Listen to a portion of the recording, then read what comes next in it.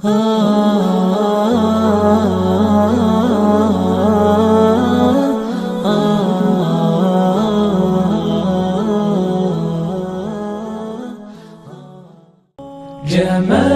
الوجود بذكر الإله وتصفو الحياة بنور هداه.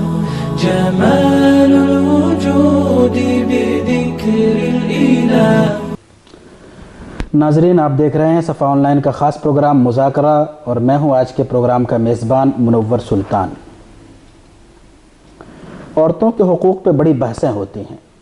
آپ نے خوب پڑھا ہوگا اور سنا ہوگا. خاص طور پہ مغربی تہذیب کے حوالے سے جب گفتگو ہوتی ہے تو عورت، اور خاص طور پر مسلم عورت کو اس طرح پیش کیا جاتا ہے جیسے کہ وہ قید و بند کی زندگی گزار رہی ہو، اسے بنیادی حقوق حاصل نہ ہوں. اس کے برعکس جب مغربی تہذیب کی بات کی جاتی ہے تو عورتوں کے حقوق کو، خاص طور پہ ان کے معاشی حقوق کو، سیاسی حقوق کو، مساوات اور اس طرح کے پرفریب نعرے دیے جاتے ہیں، اور اس طرح پیش کیا جاتا ہے کہ مغربی تہذیب نے پہلی بار عورتوں کو یہ حقوق دیے. حالانکہ صورتحال یہ ہے کہ جو حقوق عورتوں کو اسلام میں حاصل ہیں اس کا ذرہ بھی دوسری تہذیبوں میں تو کیا مذاہب تک میں بھی موجود نہیں ہے. تو آئیے آج ہم اسی موضوع پہ بات کریں گے کہ اسلام میں عورت کی حیثیت کیا ہے اور مغربی تہذیب میں عورت کی حیثیت کیا ہے، دونوں کے درمیان عورتوں کا دائرہ کار کیا ہے، اور پھر اس حوالے سے حقائق کیا ہیں. تو آئیے ان موضوعات پہ بات کرتے ہیں. آج ہمارے ساتھ بات کے لیے موجود ہیں مشہور عالم دین مولانا یحییٰ نعمانی صاحب. مولانا، سب سے پہلے ہم یہ سمجھنا چاہیں گے کہ اسلام میں عورت کی حیثیت کیا ہے، اور مغربی تہذیب میں جس طرح عورت کے حقوق کی بات کی جاتی ہے، نعرے لگائے جاتے ہیں، اس کی حقیقت کیا ہے؟ بسم اللہ الرحمن الرحیم. آپ نے اس زمانے کے سب سے اہم اور سب سے زیادہ برننگ ایشوز میں سے ایک ایشو اس وقت کی گفتگو کے لیے چنا ہے. شاید اسلام سے متعلق دنیا میں جو آدمی بھی کچھ سوچتا یا پڑھتا ہے اس کو یہ کیوریاسٹی اور یہ تجسس ضرور ہوتا ہے کہ اسلام نے جو زندگی کا نظام دیا ہے اس میں عورت کی حیثیت کیا ہے، اس کی کیا رائٹس ہیں، اس کی کیا ڈیوٹیز ہیں. اور بہت عرصے سے یہ پروپیگنڈا، بہت وشس قسم کا پروپیگنڈا جاری ہے کہ اسلام نے عورت پر بہت ظلم کیا ہے، اس کو ہر طرح کی آزادی سے اور حق سے محروم کیا ہے، اس کو گھر کی چہار دیواری میں قید کر دیا ہے، اور اس کو عملاً مرد کی ایک خادمہ اور باندی کی حیثیت سے زیادہ کوئی مقام نہیں دیا گیا ہے. وہ اپنی ہر چیز میں مجبور محض اور مرد کی اجازت کی منتظر اور محتاج ہے. پھر پردے کے نام سے اس کے اوپر جو پابندیوں کا جال باندھا گیا ہے، اس نے اس کی حرکت، اس کا عمل، اس کو کسی کام کے قابل نہیں چھوڑا ہے. نہ وہ تعلیم حاصل کر سکتی ہے، نہ وہ کما سکتی ہے، نہ وہ بزنس کر سکتی ہے. اس کا کام صرف ایک سیکس ورکر کا ہے یا گھروں کے اندر ایک کام کرنے والی میڈ کا ہے. اس فضا میں، پروپیگنڈے کی اس فضا میں، غیر مسلم تو دور، خود مسلمانوں کے پڑھے لکھے طبقے میں سے بہت سوں کے اندر بڑے شبہات، بڑے سوالات ہیں. تو آپ نے اس وقت جس موضوع کا انتخاب کیا وہ زمانے کا شاید سب سے اہم موضوع ہے، غیر مسلموں کے لیے بھی اور مسلمانوں کے لیے بھی. جہاں تک سوال ہے کہ اسلام نے عورتوں کو کیا حقوق دیے ہیں، تو بنیادی طور پر اس سلسلے میں کہا جا سکتا ہے کہ اسلام نے عورتوں کو وہ تمام حقوق دیے ہیں جو اس نے مردوں کو دیے ہیں. کچھ جو اسلام نے، قرآن نے جو بنیادی ایک فلسفی طے کی ہے عورتوں اور مردوں کے درمیان رائٹس اور ڈیوٹیز کی تقسیم کی، تو اس فلسفی کی بنیاد قرآن کی ایک چھوٹی سی آیت ہے وَلَهُنَّ مِثْلُ الَّذِي عَلَيْهِنَّ بِالْمَعْرُوفِ. رائٹس اور ڈیوٹیز کے معاملے میں مردوں اور عورتوں میں کوئی فرق نہیں ہے. مردوں پر بھی وہی فرائض اور وہی ڈیوٹیز ہیں، عورتوں پہ بھی وہی فرائض اور وہی ڈیوٹیز ہیں. مردوں کے بھی وہی حق اور رائٹس ہیں اور عورتوں کے بھی وہی رائٹس ہیں. بنیادی طور پر اس فلسفی کو تسلیم کرنے کے بعد اسلام یہ بتاتا ہے کہ عورت کے مردوں کے ساتھ بالکل مساویانہ حقوق ہیں۔ مثلا ہر عورت کی جان اور اس کا مال اسی طرح محفوظ اور محترم ہے، اور قانون کی نگاہ میں وہ پروٹیکٹڈ ہے، اس کی حفاظت ریاست کی ذمہ داری ہے، اس کا احترام مال کا بھی، عورت کی جان کا بھی، عورت کی عزت کا بھی۔ اسی طریقے سے سوسائٹی کو اس کو پروٹیکٹ کرنا چاہیے، اس کی حفاظت اور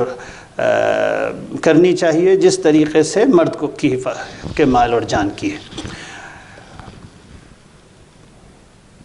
مرد اگر عورت کو قتل کر دے تو اس کے بدلے میں مرد کو قتل کیا جائے گا۔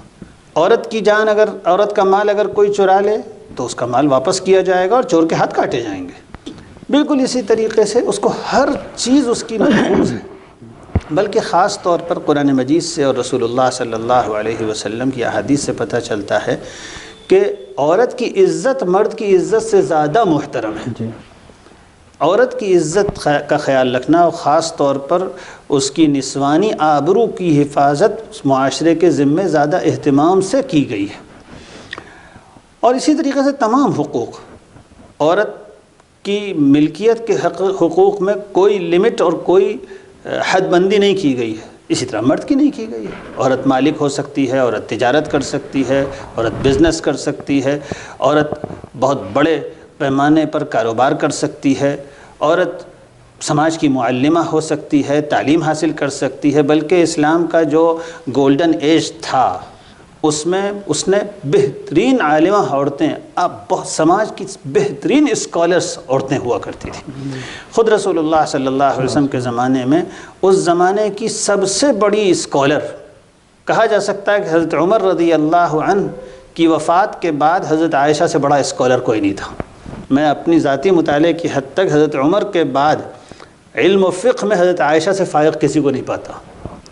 حضرت عمر کے بعد، ان کی وفات کے بعد سب سے بڑی عالم وہی تھی، اور وہ تھیں جو ہمیشہ رسول اللہ صلی اللہ علیہ وسلم کے ساتھ رہیں۔ اور یہ حیثیت تھی کہ دارالخلافہ میں بعض خلفاء جب کوئی بہت پیچیدہ علمی مسائل آیا کرتے تھے جس میں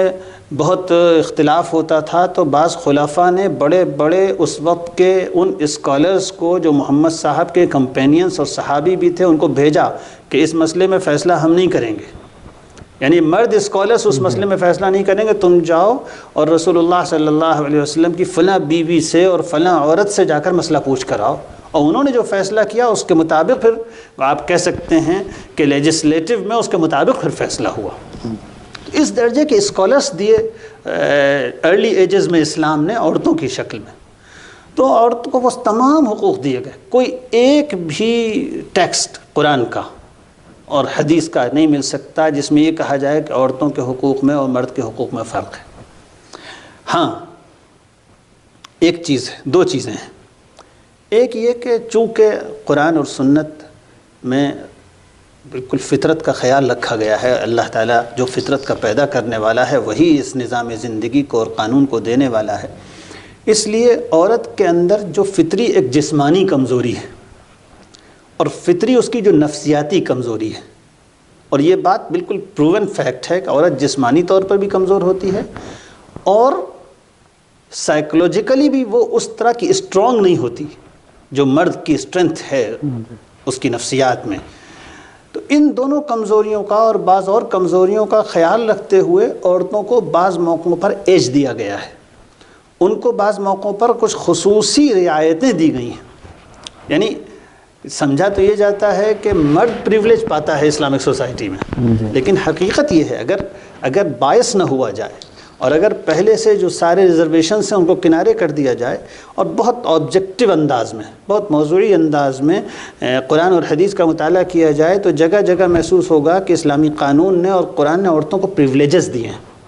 مثلا خاص طور پر لڑکیوں کی تعلیم اور تربیت کی اسپیشلی الگ سے تاکید حدیث میں کی گئی ہے، لڑکوں کی نہیں کی گئی۔ لڑکوں کی تعلیم اور تربیت، ان کو اچھا انسان بنانے کی اسپیشلی لڑکیوں سے الگ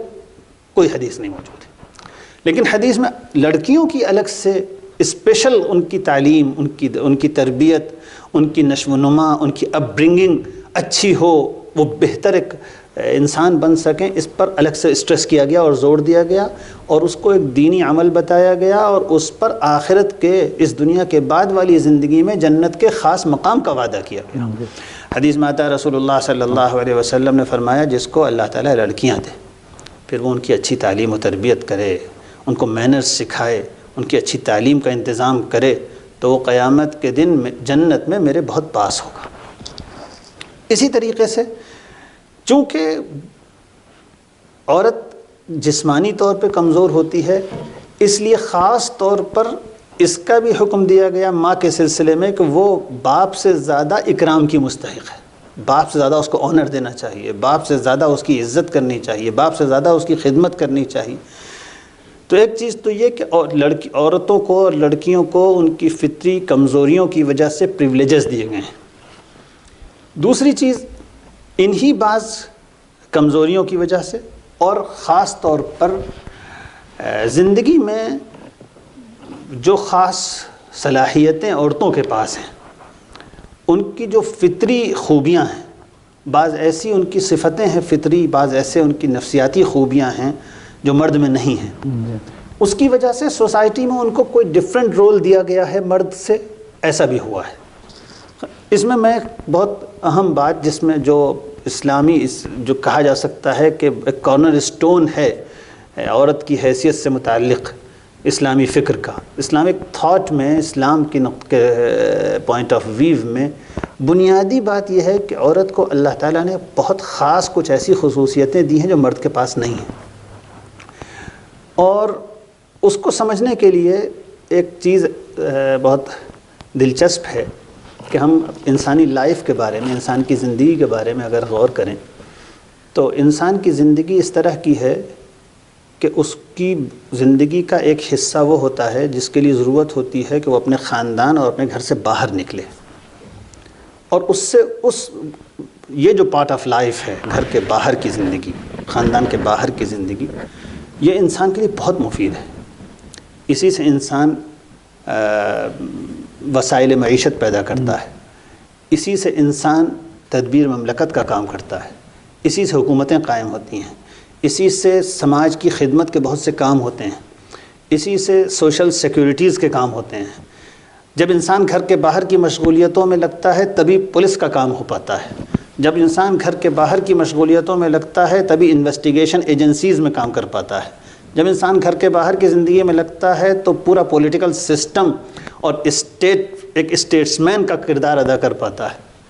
یہ بہت غیر معمولی زندگی کے کام ہیں جو انسانی زندگی کے لیے بہت ضروری بھی ہیں، بہت مفید بھی ہیں، لیکن اس سب کے لیے ضروری ہوتا ہے کہ انسان کی لائف کا کچھ حصہ گھر کے باہر گزرے، خاندان سے باہر گزرے۔ یہ کام گھر میں بیٹھ کے نہیں ہو سکتے، لیکن یہ جو بہت فروٹفل ہماری کوششیں ہوتی ہیں اور بہت ضروری، اور اس سے انسانیت بڑی ترقی کرتی ہے، ملک قائم ہوتے ہیں، تجارتیں ہوتی ہیں، سہولتیں فراہم ہوتی ہیں، سروسز دی جاتی ہیں، اس سب کے ساتھ گھر کے باہر کی اس لائف کی ایک شارٹ کمنگ اور اس کا ایک ڈرا بیک ہے، ایک سیٹ بیک ہے، وہ یہ کہ فیملی سے باہر اور گھر کے باہر کی ہماری جو زندگی ہے یہ ایک اسٹریسفل لائف ہے۔ اس کی فطری اس کے اندر ایک فطری بات یہ ہے کہ اس سے ہمارے اوپر اسٹریس پڑتا ہے، تناؤ ہوتا ہے، الجھن ہوتی ہے۔ ہم جب گھر سے باہر جاتے ہیں تو اس میں کوئی شک نہیں کہ ہم بہت پروڈکشن کرتے ہیں، ایک بہت پروڈکٹیو لائف ہوتی ہے ہماری،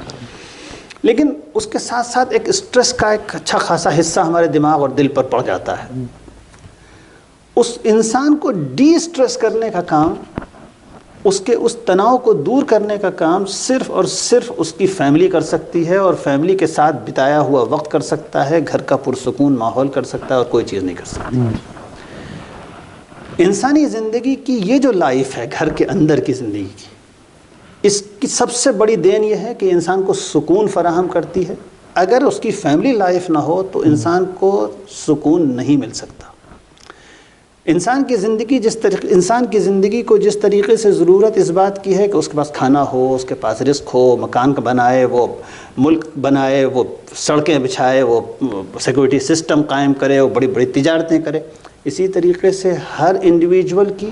اور ہر سوسائٹی کی یہ ضرورت بھی ہے کہ کوئی ایسی چیز ہو جہاں وہ ڈی اسٹریس کیا جائے،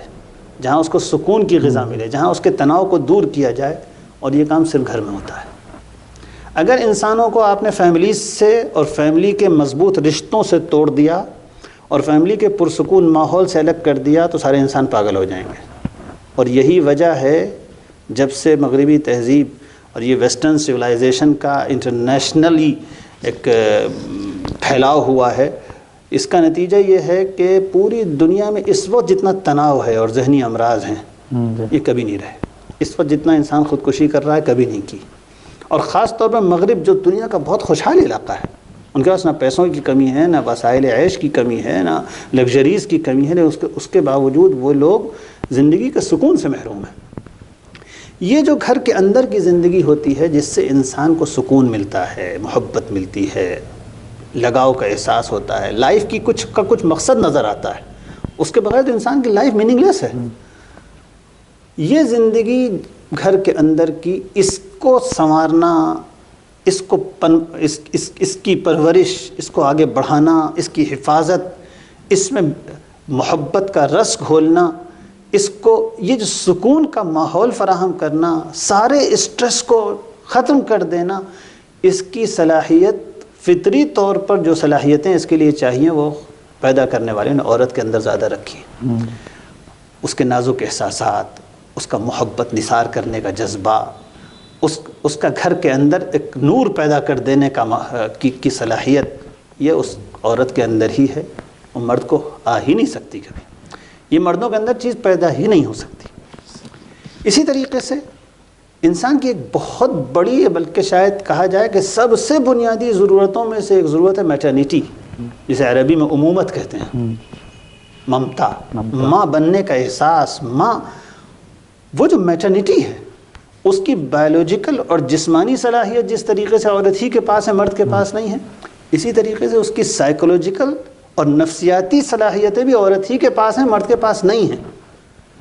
تو اب آپ بتائیے کہ عورت کے ساتھ یہ جو